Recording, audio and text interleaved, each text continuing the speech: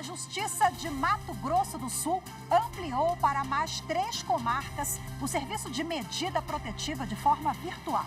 Há 3 anos, a iniciativa já é adotada em Campo Grande, na capital do estado. A ferramenta permite que mulheres peçam medida protetiva de urgência pela internet.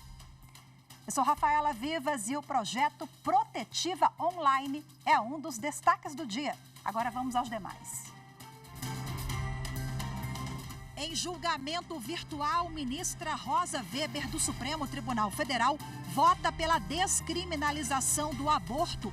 A ação segue para análise do plenário físico da Corte. O pedido de destaque para que a votação ocorra em plenário físico foi feito pelo ministro Luiz Roberto Barroso, vice-presidente da Corte.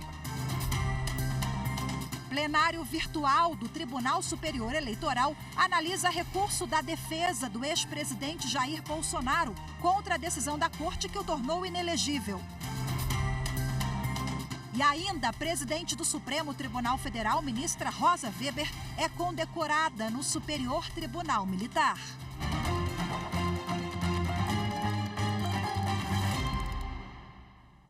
O Supremo Tribunal Federal suspendeu julgamento em plenário virtual sobre a descriminalização do aborto até 12 semanas. O caso será levado ao plenário físico. Evne Araújo tem os detalhes.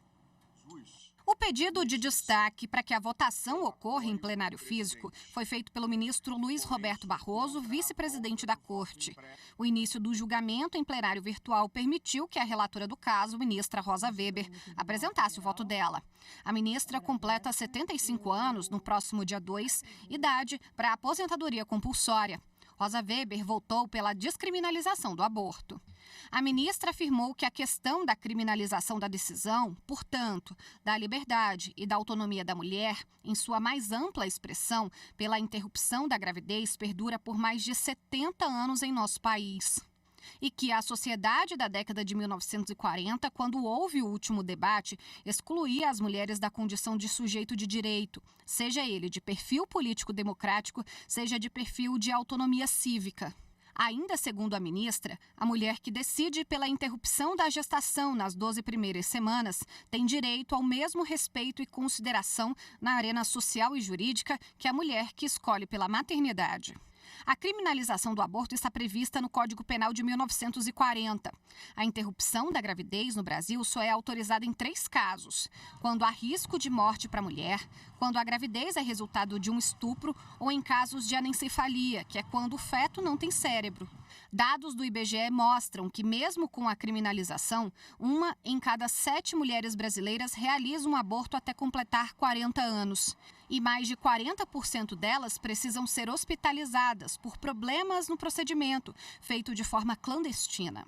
A ação em julgamento no STF pede a liberação do aborto para grávidas com até 12 semanas de gestação, independentemente da condição da gravidez. Com o pedido de destaque do ministro Luiz Roberto Barroso, o processo precisa ser incluído na pauta do plenário físico. Ainda não há uma previsão de data para o novo julgamento. O ministro do Supremo, Edson Fachin, manteve a prisão preventiva de Kleber Nascimento Freitas, um dos 3 ex-policiais rodoviários federais acusados do homicídio de Genivaldo de Jesus Santos.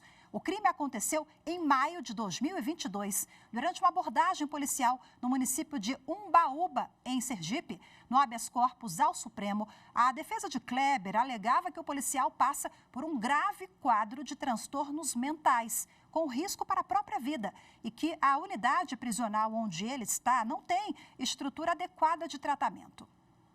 Para o ministro Edson Fachin, a alegação da defesa não foi levada ao juízo de 1º grau, portanto, não cabendo ao Supremo apreciá-la. Kleber Nascimento Freitas e outros 2 policiais rodoviários federais irão a júri popular. Eles estão presos preventivamente desde 14 de outubro do ano passado. Na próxima quarta-feira, o plenário do Supremo Tribunal Federal vai fixar a tese para a demarcação de terras indígenas. Nessa quarta-feira, em julgamento histórico, o Supremo Tribunal Federal rejeitou por maioria a tese do marco temporal. A reportagem é de Marta Ferreira. O voto do ministro Luiz Fux consolidou a maioria para que a tese do marco temporal fosse derrubada. Ele também seguiu o voto do relator, ministro Edson Fachin, que considera que a posse da terra indígena é definida por tradicionalidade. O artigo 231 diz o seguinte: são reconhecidos aos índios sua organização social, costumes, línguas, crenças e tradições e os direitos originários sobre as terras que tradicionalmente ocupam, competindo à União demarcá-las, proteger e fazer respeitar todos os seus bens. A Constituição Federal não é um diploma que esteja imune a interpretações. E a interpretação teleológica sistêmica é no sentido de que, ainda que não tenham sido demarcadas, essas terras ocupadas devem ter a proteção do Estado. Os cerca de 300 indígenas que acompanhavam a sessão de julgamento dentro e fora do plenário comemoraram.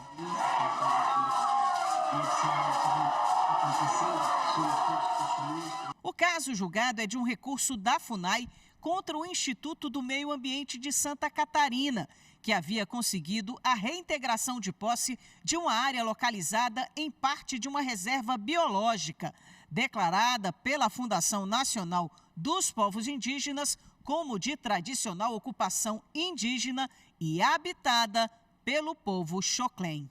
A ministra Carmen Lúcia também votou contra o marco temporal, por entender que os direitos das comunidades indígenas consistem em direitos fundamentais, que garantem a manutenção das condições de existência e vida digna aos indígenas. A Constituição do Brasil de 1988 reconheceu, primeiro, como fundamentais os direitos originários dos indígenas, a sua organização social, costumes, línguas, crenças e tradições, e o que compõe o seu patrimônio material e imaterial, terras, todas as suas crenças, cultura exercida naquele espaço que tradicionalmente ocupam.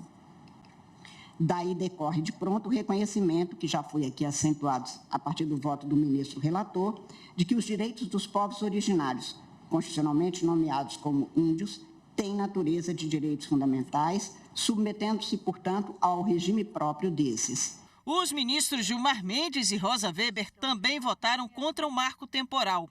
Assim, o plenário rejeitou a tese. Nós queremos que o país siga e se desenvolva.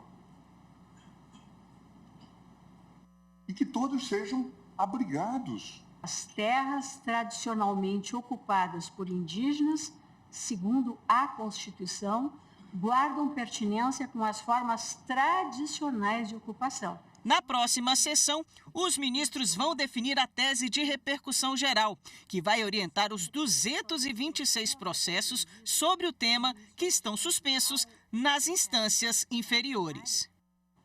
O plenário virtual do Tribunal Superior Eleitoral analisa o recurso da defesa do ex-presidente Jair Bolsonaro contra a decisão da Corte que o tornou inelegível por 8 anos por abuso de poder político e uso indevido dos meios de comunicação.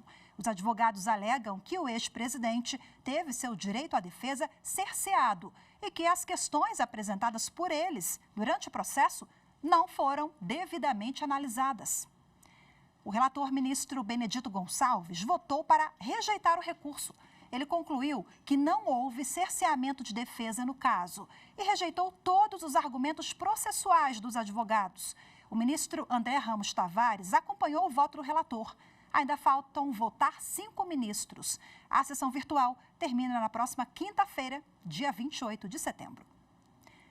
A seguir, mais 3 comarcas em Mato Grosso do Sul passam a poder receber pedidos de medidas protetivas de urgência pela internet. Os detalhes em instantes. Voltamos já.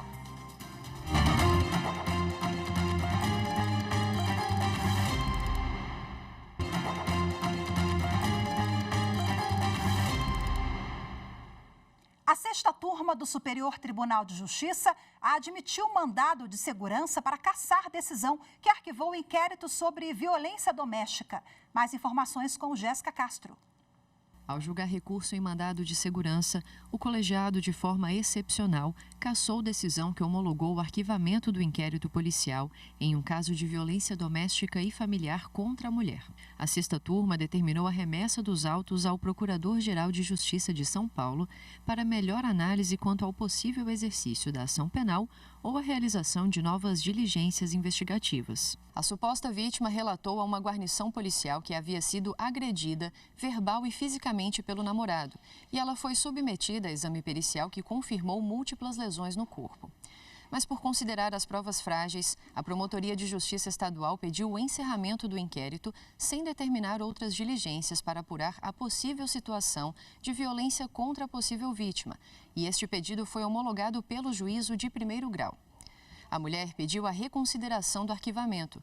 No entanto, a promotora e o juízo se manifestaram contra e ela pediu a revisão do arquivamento pelo procurador-geral, o que foi igualmente indeferido pelo juízo de primeiro grau e, posteriormente, o Tribunal de Justiça de São Paulo negou a reanálise do caso. A relatora no STJ, ministra Laurita Vaz, pontuou que, embora a jurisprudência majoritária do STJ considere irrecorrível a decisão do juízo singular que determina o arquivamento do inquérito a pedido do MP, em hipóteses excepcionais, nas quais há flagrante violação a direito líquido e certo da vítima, a Corte admite o uso do mandado de segurança para impugnar o arquivamento. A sexta turma entendeu que a decisão que homologou o arquivamento foi proferida sem a verificação da devida diligência na investigação e com inobservância de aspectos básicos do protocolo para julgamento com perspectiva de gênero do Conselho Nacional de Justiça, sobretudo quanto à valorização da palavra da vítima, que assume inquestionável importância quando se discute violência contra a mulher.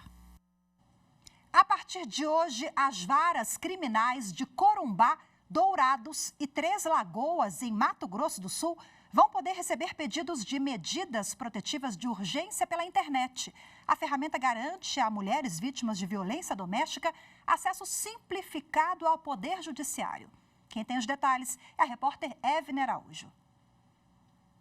O projeto Protetiva Online do Tribunal de Justiça de Mato Grosso do Sul começou em 2020 na capital Campo Grande. A ferramenta permite que mulheres peçam medida protetiva de urgência pela internet. O objetivo é assegurar proteção a quem, por algum motivo, não pôde ir ao fórum fazer o pedido. A iniciativa da Justiça Sul-Mato-Grossense teve como base orientações do Conselho Nacional de Justiça para que os tribunais adotassem formas de registro eletrônico de ocorrência de crimes praticados contra mulheres. Só no primeiro ano de funcionamento, o Protetiva Online de Campo Grande registrou 980 solicitações. Com o sucesso do projeto, a Coordenadoria da Mulher em Situação de Violência Doméstica e Familiar expandiu o atendimento virtual a outras 3 comarcas do estado. Alessandro Leite Pereira, juiz da 4ª Vara Criminal de Dourados, uma das cidades que vai contar com a novidade, fala da facilidade que a ferramenta vai trazer. O fato da medida protetiva online poder ser feito pedido por esse sistema de qualquer lugar onde a pessoa estiver, bastando que simplesmente tenham acesso à internet, isso facilita muito. Porque pode ser que naquele local específico da casa dela ela não tenha, mas ela tenha no vizinho, ela tenha um conhecido que possa disponibilizar isso. E a medida protetiva online também é um instrumento que tira esse receio da mulher de buscar essa ajuda, porque, como você bem mencionou, ela tem muitas vezes o constrangimento. Falou, olha, eu passei por uma violência, eu tenho medo de divulgar isso aí, eu tenho medo de como eu vou ser julgada, de como eu vou ser analisada, como vão olhar esse meu comportamento. Até porque, muitas vezes, essa mulher passou por uma situação de violência tão constante que ela tem o medo de chegar e pedir ajuda e falar assim, pô, mas você permitiu que você passasse por violência, então essa violência nunca existiu, você aceitou, etc. Dourado tem cerca de 250 mil habitantes. No ano passado, os juízes locais concederam 1.222 medidas protetivas. E só nos 9 primeiros meses de 2023 já foram autorizadas 1.100 ordens de afastamento. As comarcas de Corumbá e Três Lagoas também aderiram à plataforma. Para fazer o pedido de medida protetiva de urgência, basta entrar no site do tribunal na internet, tjms.jus.br. O formulário é de fácil acesso, está na página inicial. Bom, e agora, para detalhar o assunto, eu converso ao vivo de forma remota com a desembargadora do Tribunal de Justiça de Mato Grosso do Sul, Jaceguara Dantas da Silva, que responde pela Coordenadoria de Mulher em Situação de Violência Doméstica e Familiar no Estado. Seja muito bem-vinda. Boa tarde para a senhora. Boa tarde, Rafaela. É um prazer estar com todos vocês. Prazer é todo nosso em falar sobre esse tema tão importante, né? Mais uma ferramenta para as mulheres vítimas. Bom, o magistrado na reportagem ele já adiantou um pouquinho para a gente. Eu queria que agora a senhora explicasse melhor por que essas 3 comarcas foram escolhidas para ampliação desse serviço, doutora. Bom, segundo os dados do Anuário Brasileiro de Segurança Pública de 2023, que revelam os índices de 2022, Mato Grosso do Sul é o segundo maior índice de violência e de feminicídio no país, razão pela qual nós tivemos que ter criatividade, o Poder Judiciário de Mato Grosso do Sul teve que ter criatividade para desenvolver ferramentas para o enfrentamento dessa violência de gênero contra a mulher. Essas 3 comarcas, Corumbá, Três Lagoas e Dourados, foram escolhidas porque são comarcas de entrância especial, ou seja, são as 3 comarcas, depois de Campo Grande, mais populosas e que provavelmente têm uma potencial maior de práticas de crimes contra as mulheres, de violação desses direitos, razão pela qual elas foram consideradas prioritárias. Doutora, nós já temos esse serviço funcionando desde julho de 2020, ali no início da pandemia, onde o Poder Judiciário deu respostas rápidas ao jurisdicionado, né? Quantas medidas protetivas de lá para cá já foram instituídas por essa ferramenta? Nós tivemos 1.561 medidas instituídas. E o que é importante mencionar é que dos crimes de feminicídios ocorridos entre 2020 e 2023, somente 82% dessas mulheres vítimas de feminicídio, elas não tinham medidas protetivas. Isso significa mencionar a relevância dessas medidas para a garantia dos direitos das mulheres e, sobretudo, da vida dessas mulheres vítimas de violência. Quer dizer, a gente está falando em números que se transformam também em vidas, em realidades que né, os senhores conseguem mudar a rota ali daquela mulher, garantir a vida e a proteção por meio dessa plataforma que é muito mais fácil, prática e bem intuitiva a ferramenta, né? A gente mostrou há pouco na reportagem. Qual é o caminho, doutora?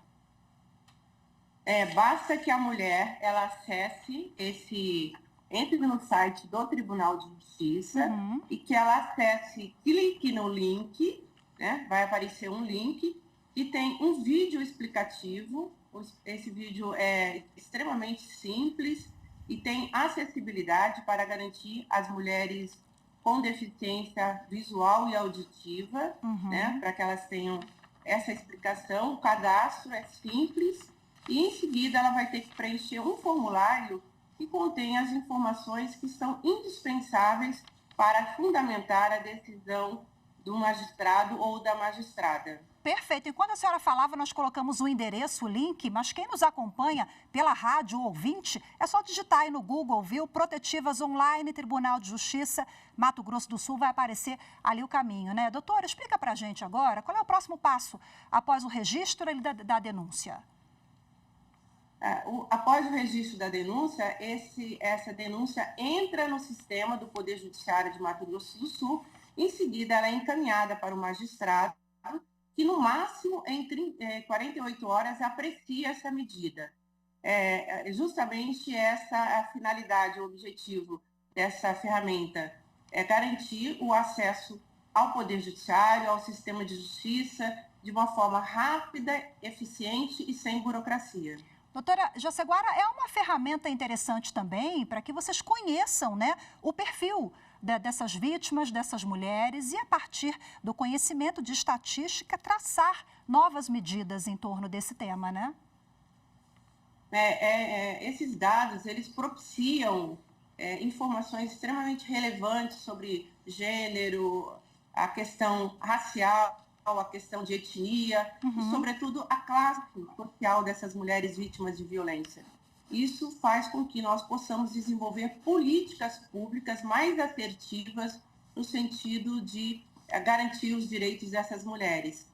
Só para título de exemplificação, Rafaela, nós firmamos um termo de cooperação agora no mês de agosto, com o governo do estado de Mato Grosso do Sul, que objetiva justamente desenvolver ações concretas no combate à violência de gênero contra a mulher, levando em consideração os dados colhidos nessas medidas, nessa ferramenta, no sentido de priorizar as mulheres negras com deficiência e as mulheres indígenas, justamente olhando, observando as características dessas mulheres que solicitam através da ferramenta. A vulnerabilidade social e econômica também, né? Que bacana mais essa parceria, doutora. Muito obrigada, viu, pela sua entrevista. Parabéns pela iniciativa de vocês. Sucesso com a ampliação do trabalho agora para mais 3 comarcas.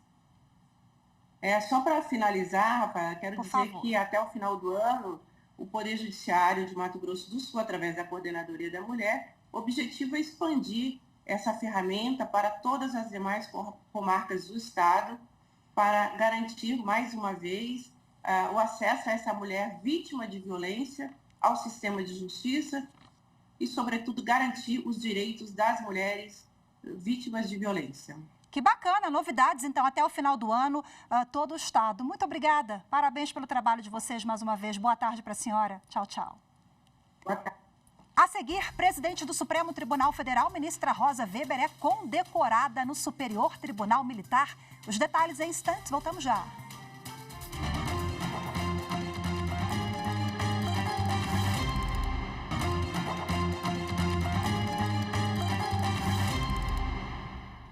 Uma mineradora de Xinguara, no Pará, foi condenada por danos morais coletivos. Conforme a decisão, a empresa descumpria de forma reiterada normas que tratam do controle de jornada com a chamada anotação britânica ou invariável dos cartões de ponto.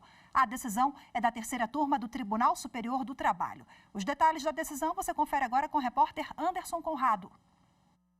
De acordo com o Ministério Público do Trabalho, a empresa cometia irregularidades no controle de ponto de empregados, em ofensa ao patrimônio moral da coletividade de trabalhadores. Um termo de ajuste de conduta foi proposto, mas, segundo o MPT, a Morro Velho não apresentou interesse em assinar o documento. Diante da negativa, o MPT entrou com uma ação civil pública. Foram anexados 64 cartões de pontos e, em 33, todos os empregados entravam e saíam no mesmo horário, por dias seguidos. Ao julgar o caso, o Tribunal Regional do Trabalho da 8ª Região, que abrange o Pará e Amapá, reconheceu a violação aos direitos trabalhistas e determinou a regularização pela empresa. Contudo, absolveu a mineradora do pagamento de indenização por danos morais coletivos. O fundamento foi de que a conduta, embora censurável, não causava sensação de repulsa coletiva a fato intolerável. O TRT também observou que as marcações britânicas envolviam um número reduzido de trabalhadores dentro da realidade da empresa.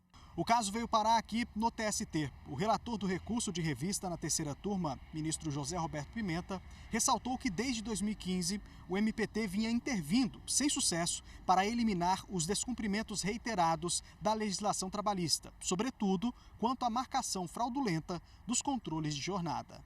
Para o relator, a conduta da mineradora, ao deixar de cumprir as normas trabalhistas relativas às anotações da jornada de forma reiterada e por mais de 5 anos, configura afronta à coletividade. O ministro assinalou que, conforme a jurisprudência predominante do TST, as normas que regulam a anotação e o controle de jornada dizem respeito à segurança e à saúde do trabalho. Assim, seu descumprimento causa danos não apenas aos trabalhadores, mas também à coletividade. O processo deve retornar ao TRT para que prossiga a análise do recurso da empresa quanto ao valor da indenização. A decisão foi unânime. Nessa quinta-feira, a presidente do Supremo Tribunal Federal, ministra Rosa Weber, foi condecorada no Superior Tribunal Militar. O repórter Pablo Lemos acompanhou a cerimônia. A presidente do STF e do CNJ, ministra Rosa Weber, foi agraciada com a Ordem do Mérito Judiciário Militar no grau Gran Cruz, a mais alta honraria da Justiça Militar. A ministra também recebeu um buquê de flores e uma lembrança do presidente do Superior Tribunal Militar, ministro Francisco Joseli Parente Camelo. Senti nos últimos dias a importância deste momento para todos nós da Justiça Militar da União. a justiça mais antiga do nosso Brasil, a homenagear em nossa casa uma mulher que galgou cada degrau de sua carreira com muita garra, com sabedoria e com humanidade. Nós, o povo brasileiro, somos gratos a Vossa Excelência pela grandeza dos seus atos e sua defesa em diversos momentos de sua carreira pelo Estado democrático de direito, sem temor e levantando sempre mais alto a bandeira do Brasil. Vossa Excelência defendeu em plenário ou fora dele os nobres princípios que sempre nortearam sua vida de magistrada. O ministro do STF, Nunes Marques, também recebeu a honraria. Criada pelo STM em 1957, a condecoração homenageia autoridades dos 3 poderes, cidadãos brasileiros e estrangeiros que prestaram reconhecidos serviços à Justiça Militar no país. Também foram homenageados o presidente do Tribunal Superior do Trabalho, ministro Lélio Bentes Correia, e o presidente do Senado Federal, senador Rodrigo Pacheco. O Jornal da Justiça, primeira edição de hoje, fica por aqui. Muito obrigada pela sua companhia, uma ótima tarde e excelente fim de semana. Tchau, tchau.